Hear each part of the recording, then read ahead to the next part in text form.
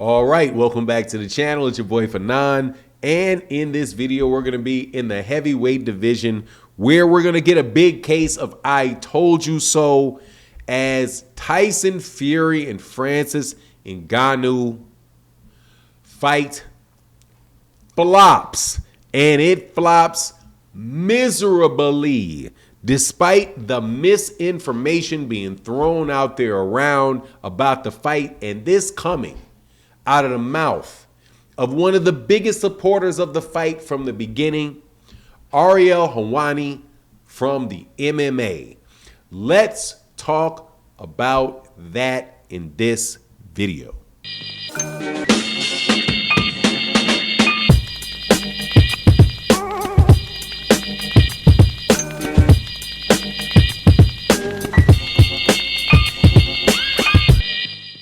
All right, welcome back to the channel. It's your boy Fanon, and in this video, we're going to be rubbing it in the face of some of y'all that acted like Tyson Fury is the face of boxing because of the gigantic pay-per-view that they did.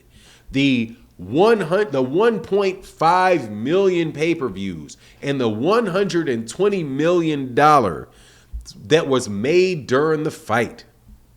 All of that nonsense came crumbling down in an interview that an extensive argument that took place on a show. I think it's called the MMA. It's Ariel Helwani's show, and he was going back and forth with another UFC commentator, Chael Sonnen, about whether or not the fight between Tyson Fury and Francis Ngannou was a success, and whether it was good for the MMA and good for MMA fighters.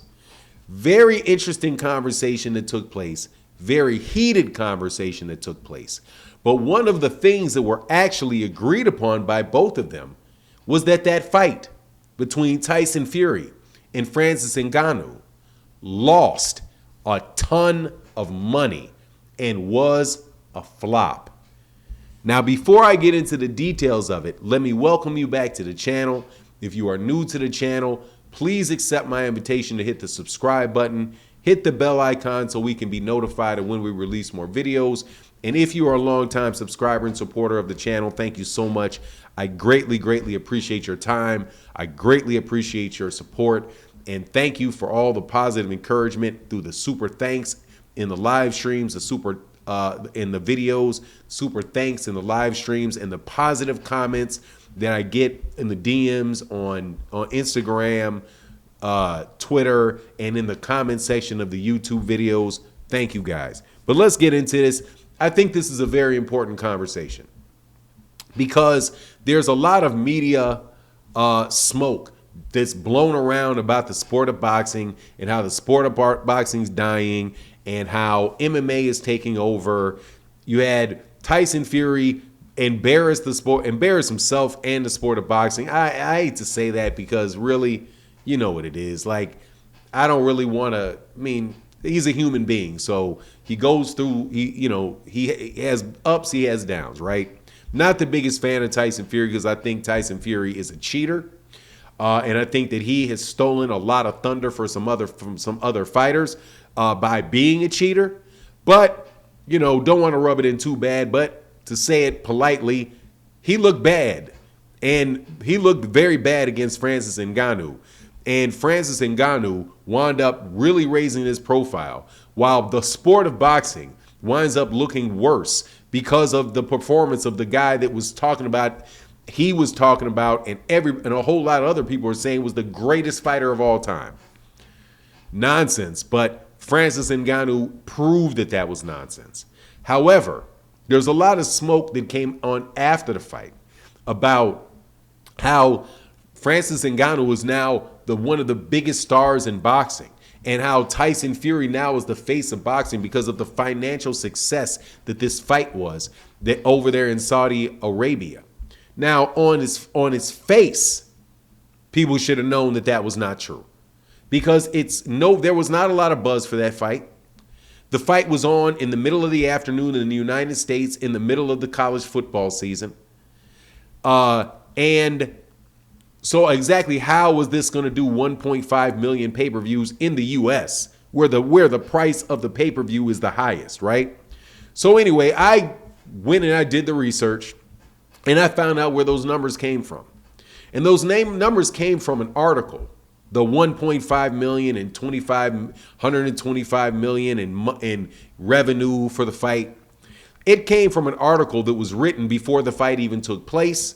It was clearly basically written by a bot because you could tell that there wasn't even a lot of incoherent sentences in it, and nowhere in it did it say that this was, other than the title, did it say that the fight did these numbers. It just said that they're projected to do these numbers, and it was projected to do these numbers based on the seating capacity of the stadium that it was in.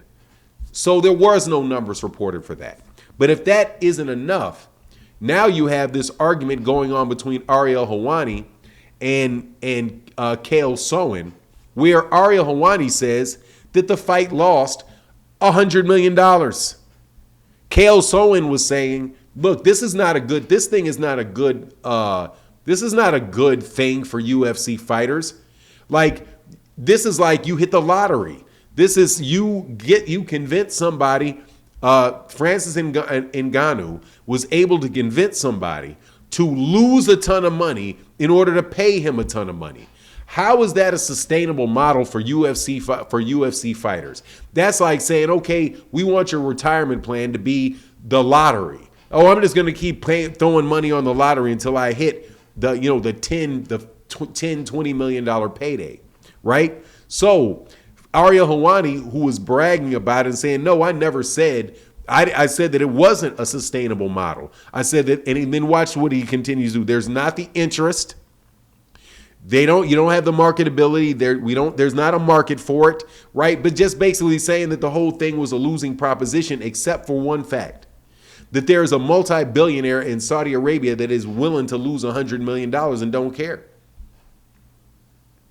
That's why Tyson Fury is the face of boxing, according to people, because there's a billionaire in Saudi Arabia that's willing to throw money away.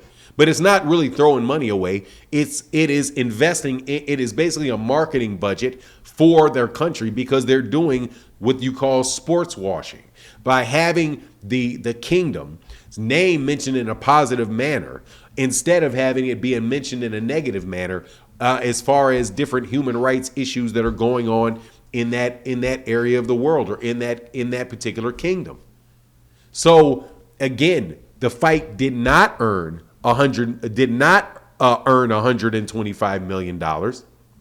It did not do 1.5 million pay-per-views, and it lost $100 million. And they're willing to bring Francis Ngannou back again to lose another $100 million. That is not sustainable for the sport of boxing. That is not being the face of boxing. That is being the face of sports washing in Saudi Arabia. Those are two entirely different things. So, you know who the faces of boxing are? It's the boxers that get boxing fans to buy the sport. It is the boxing fan, it's the boxers that get the fans to watch the sport. Not one guy or one family who is ridiculously wealthy, insanely wealthy, deciding, hey, let's blow some money on this. Okay? That would be like saying that Lil Nas X is the face of rap because a Saudi billionaire paid him $100 million to perform in his living room. No, that's not how it is. Please stop the drama, because it steals the credibility away from the other fighters that people are really interested in. It's already bad enough that the press, because they get paid to do it, put a ton of emphasis on it and stick it in everybody's face, which is nothing but a bunch of smoke and mirrors for an event that lost a ton of money. But anyway, that's my take on the matter. You let me know what you think in the comment section. And with that, I'm out. Peace.